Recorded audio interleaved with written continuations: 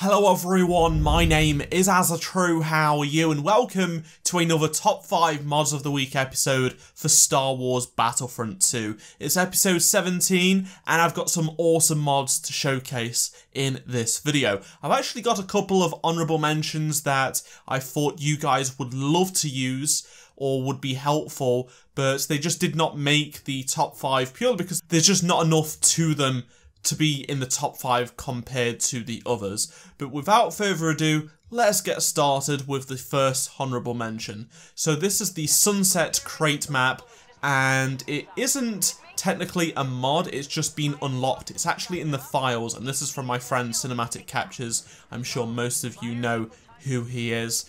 So basically in the files of Battlefront 2 right now, there is a Sunset Crait variant. So right now we just have the traditional look, but there is an incomplete weather variant for the sunset on Crait, which was right at the end of The Last Jedi when Kylo was facing Luke on the Sol Plains.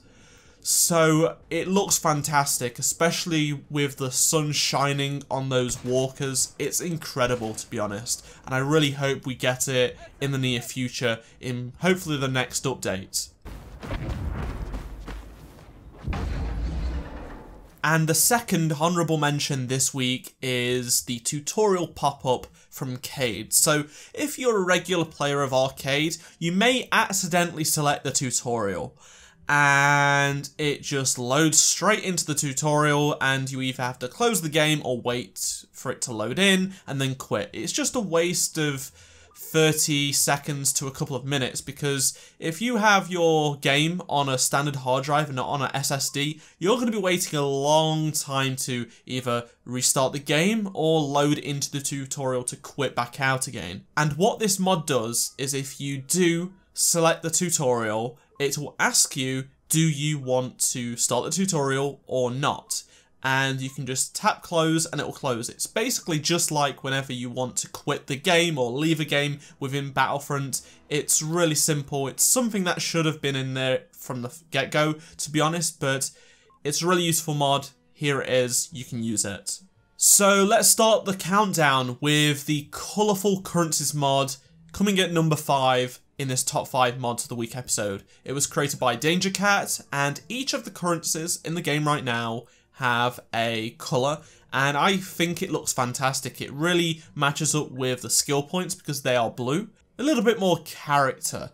So we actually have this golden yellow colour for the credits icon, which is something that has been used in a lot of other Star Wars media in the past. They've used this yellow or gold colour. And then we have this really light purple colour for crystals, which I think is a really good choice. I think blue would work best, but it would blend in too much with the background and the menu stuff within the game.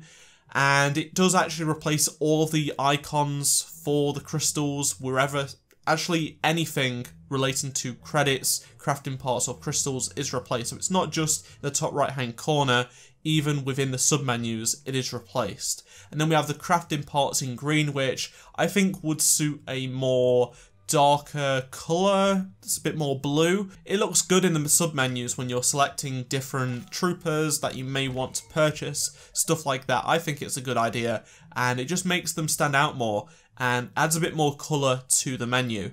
In 4th position this week, we actually have an update to an existing mod. So this is the No Holograms mod from Doe Wrangler. And I know this is a really popular mod and I've showcased it right at the start of this series, I think. But it's gone through many different changes, many improvements, and it's just getting better with every single update.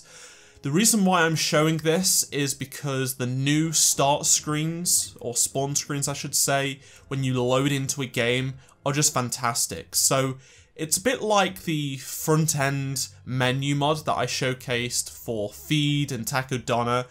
It basically adds a live preview of the map that you're on when you're in the spawn screen, and it replaces the holograms of all the troopers and the heroes and the vehicles, and then it adds a piece of depth of field so it blurs out the background and it just looks phenomenal, especially at ultra quality graphics. It's incredible and I cannot wait to see this officially implemented by DICE because it just looks beautiful. There's even a toggle to switch off the UI so you can view it or view a trooper specifically or a hero in all of its beauty, because the models are incredible and this mod just showcases them.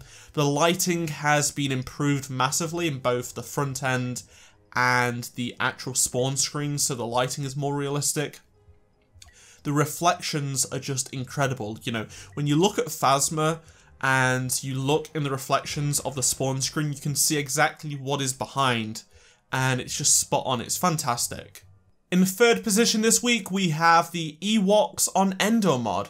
So this allows you to play on Endor as a Ewok. So it replaces the Wookiees as the reinforcements, and you can just jump in and use the abilities you know and love from Ewok Hunt and rain terror on the Stormtroopers, just like you would in Ewok Hunt, but you can now do it as a reinforcement in arcade, so you can have tons of enemies, you can have tons of customization options.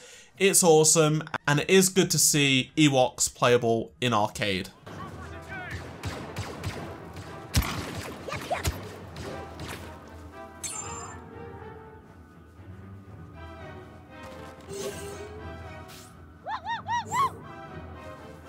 The runner-up for this week's Top 5 Mods of the Week episode is the Night Naboo map from Fiji Waters. So, we actually have a brand new variant of Naboo, which is Naboo at dusk in the game right now.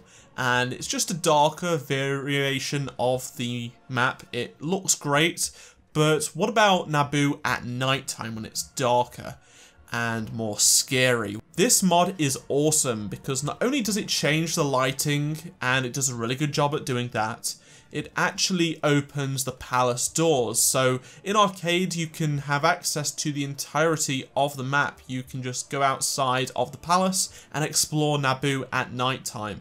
It's beautiful. The use of the lights and the way the lighting is, it's not perfect because it's not 100% finished, but it's the best we can have right now, and I would love to see a proper nighttime Naboo map from DICE.